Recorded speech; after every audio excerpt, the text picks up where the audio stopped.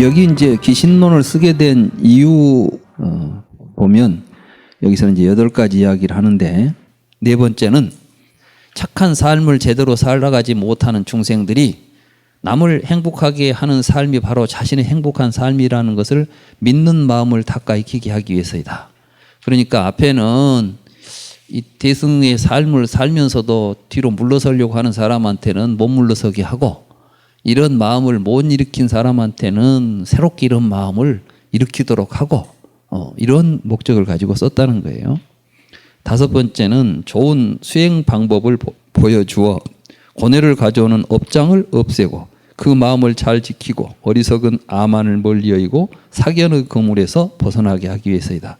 이게 이제 수행 신신분 이야기를 하는 거예요. 그래서 이제 여기는 이제 올바른 수행법을 제시해 준다.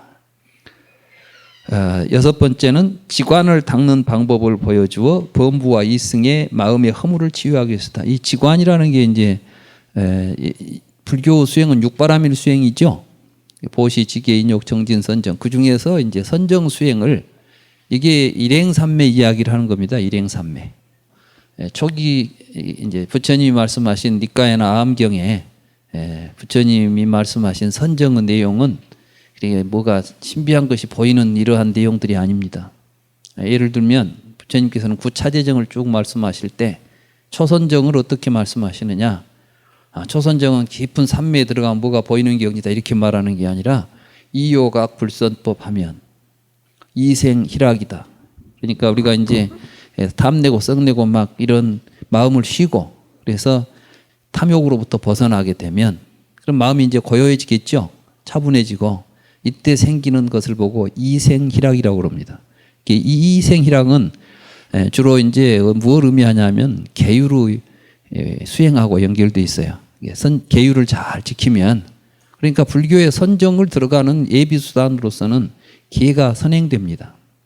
계를 지키지 않고 정에 들어갈 수 없다는 것이 부처님의 가르침입니다. 그런데 계는 내버려 두고 뭐 하나만 하고 있으면 선정은 언제든지 들어갔다 나왔다 한다면 그것은 올바른 선정이 아닙니다. 불교에. 그래서 이제 초선은 이요각 불선법, 그러니까 계율에서 범하는 일이라, 이런 게 이제 불선법이겠죠. 이런 불선법을 멀리 떠나게 되면 실제로 우리의 마음은 우리의 행위하고 연결되어 있습니다. 그러니까 여러분들은 몸하고 마음은 분리되어 있지 않습니다. 그러니까 행동하고 마음이 항상 같이 가기 때문에 계행이 제대로 서 있지 않는데 마음이 항상 선정에 머물 수 있다는 것은, 그것은 착시현상입니다. 실제로 그럴 일이 없습니다. 부처님께서 그걸 말씀하셨어요. 그래서 이제 계행이 서지 않았는데 정이 있을 수가 없고, 선정에서 선정이 정에 들지 않았는데 해가 생길 수 없다는 거예요. 계정의 사막이라는 것은 계를 통해서 선정을 받게 되고, 선정을 속에서 지혜가 밝아지면 이때 이제 반야 바라밀이라고 하는, 우리가 그 반야 있죠? 이 반야라고 하는 현상을 우리가 알 수 있어요. 그러니까 이 반야라는 것은 지혜인데 뭐가 지혜냐? 그건 이제 이런, 근데 그 선정이라는 것이 삼매라 해가지고 어디 뭐 깊이 들어가서 이런 게 아니라 정견을 가지고 가는 삼매를 이야기해야 돼요. 그러니까 팔정도에 보면은 정견을 통해서만 정이 나오게 되죠. 그래서 말하자면은 계를 지켜서 우리들의 마음이 안정되고 편안한 상태를 초선정이라고 불렀지, 어디 앉아가지고 삼매에 들어가서 뭐 보이는 것을 초선정이라고 하지 않아요. 부처님은 지금 거기서 선정의 내용을 보면 계속 나오는 선정을 합니다. 내가 어디에 갇혀 있다는 것을 알기 때문에 나와요. 그래서 해탈이라고 그래요. 그 해탈이 8단계가 이루어지기 때문에 8해탈이라고 그러고, 그 8해탈의 과정을 이야기하니까 구차재정이 설정되는 거예요. 그러니까 거기서 이제 욕망에 휩쓸려 있던 마음으로부터 튀어나오니까 이제 욕계를 벗어나서 색계로 온다고 그래요. 이걸 보고 초선이라고 그럽니다. 욕망으로부터 벗어나니까 이요각 불선법이 되는 거죠. 그러고 나서 이제 여기서 감정적인 여러 요인들, 즐거움에 대한 희구, 이런 것들을 이제 가라앉히면서 마음이 그야말로 명기영지수처럼 고요해져서 고락에 또 휩쓸리지 않는 마음가짐을 가지면 사선이라고 그래요. 이걸 보고 사심이라고 그러고 우페카카라고 그래서 이제 평정심 또는 불고불락심, 괴롭지도 않고 즐겁지도 않는 마음. 이때 이제 이 고요하고 평정한 이 마음을 가지고 공처에 이입한다리 돼 있어요. 그러니까 공처, 식처, 무소유처, 비상, 비비상처는 이 마음의 상태를 가지고 이제 상을 통찰하는 과정이에요. 우리들은 이제 의식 세계는 감정적인 세계가 있는가 하면 여러분들은 관념적인 세계가 있어요. 실제로 여러분들이 보고 있는 이 세계는 여러분들이 만들어 놓은 관념으로 보이는 세계들이에요. 그 세계의 구조가 공간, 의식, 있음, 없음 이런 것들은 문제들이에요. 아까 내가 있음, 없음 이야기했죠. 여러분들은 바로 있다는 상과 없다는 상이라는 건 이제 유상과 무상, 또 있지도 않고 없지 않다는 비유, 비무상 이런 상들에 의해서 여러분들의 사유 구조가 결정되어 있고 그런 사유 구조를 가지고 세상을 지금 관념적으로 보고 있는 겁니다. 이걸 보고 산자나띠라고 그래요. 이 산자나띠로부터 벗어나서 아비자나띠 하라는 것이 불교 부처님의 가르침이에요. 처음 들어보시죠? 산자나띠, 아비자나띠. 이게 팔리어로는 분명하게 산스크리트는 의미가 있습니다. 근데 이것을 우리가 지금 번역하려고 보면 무슨 말로 번역해야 될지가 상당히 애매한 말들이에요. 왜? 실제로 우리가 사용하는 용례가 없기 때문에 그래요. 언어는 이미 우리가 알고 있는 의미만 서로 통하게 돼 있어요. 그러니까 모르는 것은 손에 쥐어줘도 모르는 거야. 그러니까 이제 불교를 통해서 그 지금까지 모르고 있었던 세계에 대한 새로운 접근을 지금 해야 되는 거예요, 우리가. 그런 것들이 없이 자기가 가지고 있는 기존의 관념들을 가지고 전부 이해하고 뭐 하고 있으니까 진도가 안 나가는 거예요. 해도. 자기 속에 갇혀 있으니까. 내가 여기에 갇혀 있었다는 사실을 알기 위해서 들어가는 것이 불교의 선정이에요. 그러니까 그 선정에 들어가서 지혜가 그것들을 통찰해 가면서 계속해서 빠져나오는 거예요, 이제. 아, 여기가 아니구나. 더 단계로.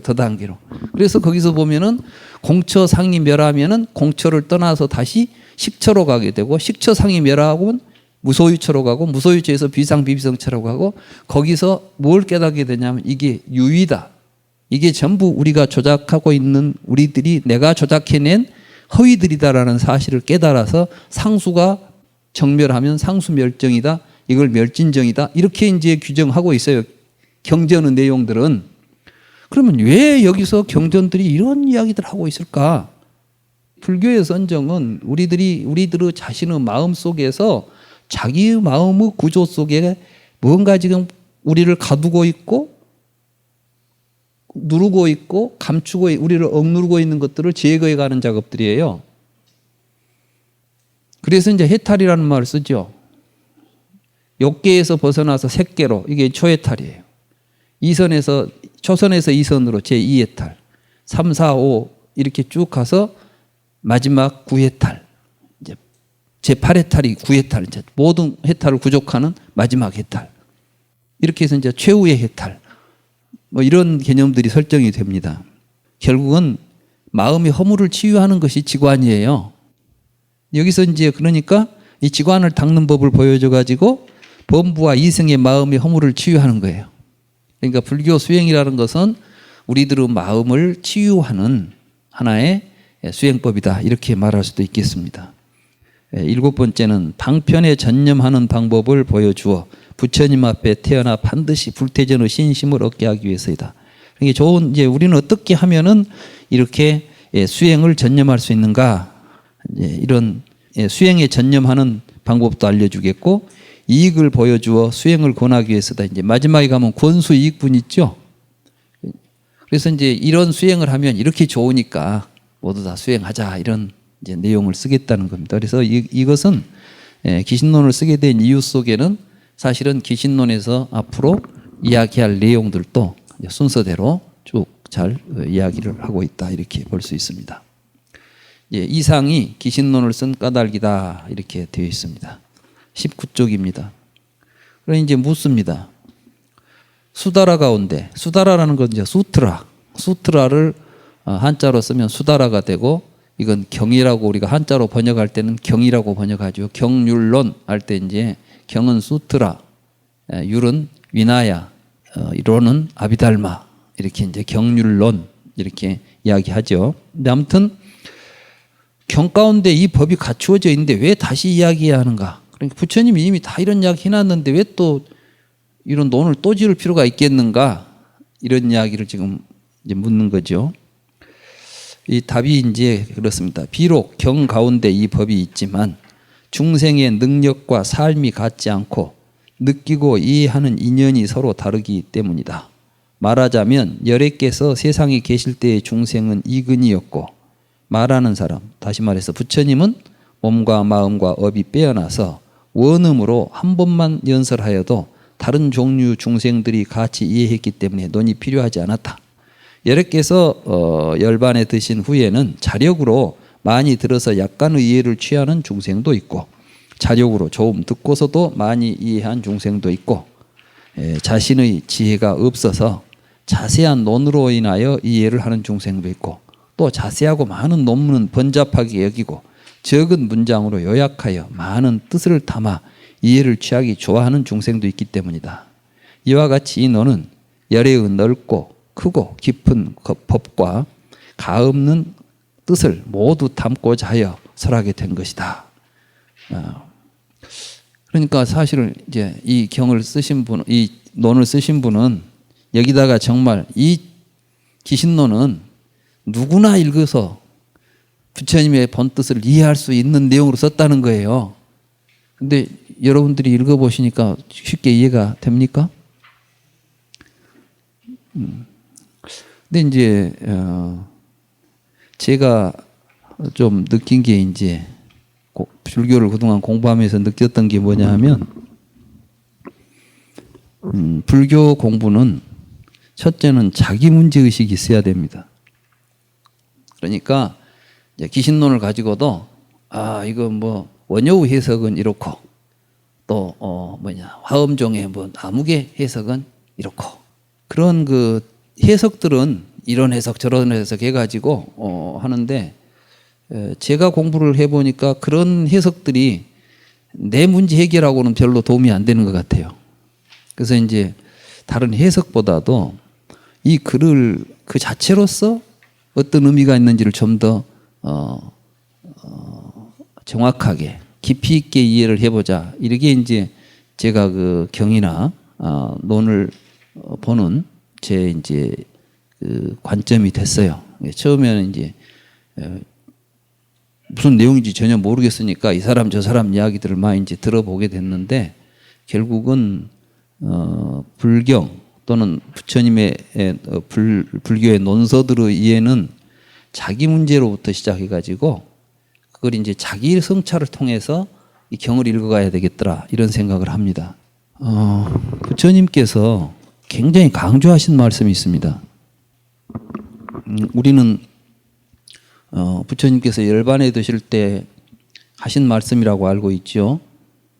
너 자신에게 의지하고 다른 사람에게 의지하지 마라. 너 자신을 등불로 삼고 다른 사람을 등불로 삼지 말라. 뭐 이래서 이제 자등명, 법등명 하면서 부처님이 열반의 즈음에서 하신 말씀처럼 우리가 알고 있는데 초기 경전을 보니까 평소에 굉장히 강조하신 말씀이에요. 평소에. 그러면 너 자신에게 의지하고 다른 사람에 의지하지 말라는 말이 무슨 뜻일까요? 부처님께서 그건 바로 사념처라고 그랬어요. 사념처를 닦는 게 자기 자신에게 의지하고 남에게 의지하지 않는 구체적인 방법이에요. 그러면 사념처는 뭐죠? 신수신법이 뭐예요?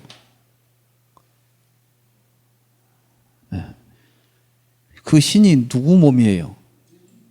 자기 몸이에요. 그러니까 자기 몸을 통해서 지금 뭔가를 성찰해야 돼요. 몸을 보고 있으면 몸 안에서 살아있는 몸은 반드시 이 몸이 움직이면서 뭐가 생기냐면 느낌이 일어나게 돼 있어요. 그러니까 자기를 이렇게 자기 자신을 향해서 보고 있으면 느낌도 보여요. 그러죠. 수예요, 이게. 그리고 이 느낌이 일어나면 여러분들은 마음이 움직이게 돼 있어요. 예를 들면 오늘같이 이렇게 좋은데 왔는데 어디 가다 보니까 꽃이 보여요. 꽃이 보면 예쁜 꽃이 보여요. 그럼 여러분들은 기분이 어때요? 나빠요? 좋아요? 기분이 좋아지잖아요. 근데 이제 이걸 꽃을 봤으니까 여러분들은 생각이 이제 그 꽃에다 대고 또 생각이 일어나죠. 이 꽃이 무슨 꽃일까? 이렇게도 생각해 볼 수 있고, 또는 이 꽃이 뭐 이쁘다, 뭐 전에 봤던 꽃보다 훨씬 낫네, 막 이런 것도 생각해 볼 수가, 비교도 할 수 있고, 이름도 생각해 볼 수 있고, 이런 것 일어나죠. 그러니까 처음에 여러분들에게는 느낌이 일어나면 그 느낌에 의해서 다시 여러분들은 마음이 의사가 결정이 돼요. 그래서 이 꽃을 꺾어갈까? 이런 생각도 하고, 이 꺾어다 누구를 줄까? 이런 생각도 하고, 이런 생각도 일어나지 않아요? 이런 게 이제 시인수, 심, 그 다음에 법이에요. 이 법은 여러분들의 의식의 대상화되어 있는 것들이에요.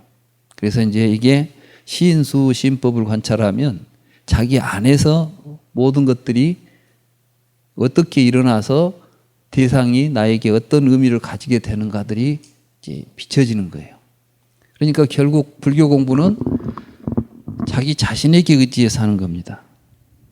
다른 사람의 말도 결국은 어디서 확인해야 돼요? 자기 안에서 확인해야 돼요. 그래서 부처님이 두 가지를 말씀하셨어요. 자기 자신에게 의지하고 남에게 의지하지 말라. 또 하나가 뭐냐면은 내 가르침에 의지하고 다른 것에 의지하지 말라였어요. 이걸 다르마에 의지하라고 그랬어요. 다르마. 나는 그 다르마라는 말을 그냥 부처님은 가르침이라고 해석해야 된다고 봐요.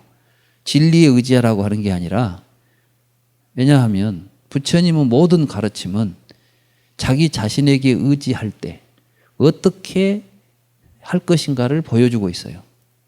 예를 들자면 12연기를 한번 봅시다. 부처님께서는 연기를 이제 노사가 있으면 왜 노사가 있냐? 생이 있기 때문이다. 생은 왜 있느냐? 유가 있기 때문에 이렇게 성찰해 가지요. 그 노사가 누구의 노사예요? 우리는 그걸 마치 세상에 늙어 죽는 것이 왜 있냐? 이렇게 물어가지고 객관적인 질문인 것처럼 지금 우리가 사유하려고 해요. 연기를. 태어났으니까 있겠구나. 이런 식으로. 근데 그게 아니에요, 여기서는. 그러니까 이 노사는 여러분들의 의식 속에 있는, 여러분들은 지금도 늙어 죽는다는 생각이 있죠? 자기는 늙어 죽는다는 생각이 없이 사시는 분. 그런데 그것이 여러분들의 모든 괴로움의 뿌리예요, 알고 보면. 사실은 여러분들의 우비고뇌가 다 죽음 때문에 나와요. 그러니까 이제 이 죽음은 왜?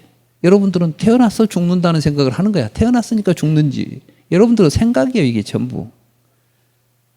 물론 이제 12연기는 뒤에 다시 제가 한번 지금 우리가 알고 있는, 여러분들이 보편적으로 알고 있는 연기는 제가 볼 때는 부처님께서 말씀하신 연기가 아닙니다. 아비달마에서 해석해 버린 것이고, 그것이 막 삼세 양중인가가 되어 있죠. 근데 그렇게 해석한 것은 부처님 경전 가운데는 단 한 줄도 나오지 않은 말입니다. 사실은 이 12연기라고 하는 이 연기가 뭐가 어렵다 해도 그거 알면 결국 제가 이제 그걸로 이걸 다 풀 거예요. 기신론도 12연기 이야기에서 한 발자국도 벗어난 이야기를 하지 못해요. 다른 경도 다른 논들도 마찬가지입니다. 사실은 연기를 제대로 보게 되면 불교의 이 3000년 불교사의 모든 사상들이 그 안에 다 들어있다는 것을 알 수가 있습니다. 그래서 어떤 사람은 불교의 역사는 연기 해석의 역사다, 이렇게까지 어떤 불교학자가 불교의 역사는 붓다가 깨달은 게 뭐죠? 연기법 아니에요. 그 연기를 어떻게 이해하고 해석할 것이냐가 문제였다는 거예요. 근데 그 연기가 뭐냐 하면 여러분들의 마음속에서 어떠한 구조가 작동하면 괴로움이 연기하냐는 거예요. 여러분들의 마음이 어떤 식으로 작동하면 그 괴로움이 사라지냐는 문제예요. 그러니까 철저하게 지금 부처님은 우리의 마음을 잘 살펴라는 거예요. 그러니까 12연기의 무명에서부터 노사까지가 전부 지금 우리 마음을 이야기합니다. 무명이 뭐가 무명이에요? 여러분들은 마음이 어두운 상태예요.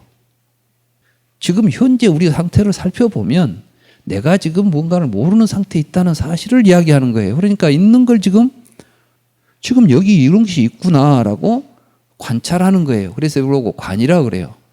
그러니까 이제 12연기를 관한다 그러죠. 그 관하는 방법이 역관과 순관이 있는 거예요. 그러니까 저 뒤에서부터 노사부터 이렇게 쭉 관찰해 가면 역관이라 그래요. 역관이 이루어지면 다시 그것을 다시 이렇게 정리해서 관찰하는 걸 순관이라 그래요. 그럼 이제 순서대로 무명으로부터 차근차근 관찰하는 건 순관. 저 뒤에서부터 거꾸로 관찰하는 건 역관. 그 관찰하는 역관과 순관에 두 종류가 있어요. 하나는 유전문으로 관찰하고 하나는 환멸문으로 관찰하는 거예요. 그래서 이제 유전문 관찰법과 환멸문 관찰법이 사실은 고진멸도 사성제 관법이에요. 그래서 12연기를 유전문과 환멸문을 역관과 순관으로 관찰하는 구조를 넷으로 구분하면 고집멸도라고 부르는 것이고, 그러니까 부처님께서 말씀하신 나는 사성제를 깨달아서 가르친다는 말씀이나 나는 연기를 깨달았다는 말씀이나가 똑같은 말인 거예요. 그러니까 우리는 단어가 틀리니까 서로 다른 내용이라고 보기가 쉬워요. 그런데 알고 보면 다른 내용이 아니에요. 같은 내용을 달리 표현하고 있는 것들입니다. 이렇게 해서 이제 우리는 결국 우리 자신의 마음에 의지해서 공부를 해야 돼요. 그게 이제 부처님의 가르침이었어요. 그러니까 자기 자신에게 의지하고 자기 자신에게 의지해서 공부를 해 갈 때 그 길을 가르쳐 준 게 부처님의 가르침이니까 부처님의 가르침에 의지하고 다른 것에 의지해서는 안 된다. 이렇게 부처님이 말씀하신 거예요. 이 말씀은 우리 불자들이 아무리 많은 시간이 흘러가도 부처님의 가르침을 따르고 불교를 통해서 공부를 한다는 사람들은 반드시 명심해야 됩니다. 그리고 변함없는 진실입니다. 부처님의 가르침을 통해서 자기 자신에게 의지해서 수행을 해가야 된다. 그래서 이 기신론의 첫 출발점이 뭐냐면 바로 그 마음을 이야기하는 거예요.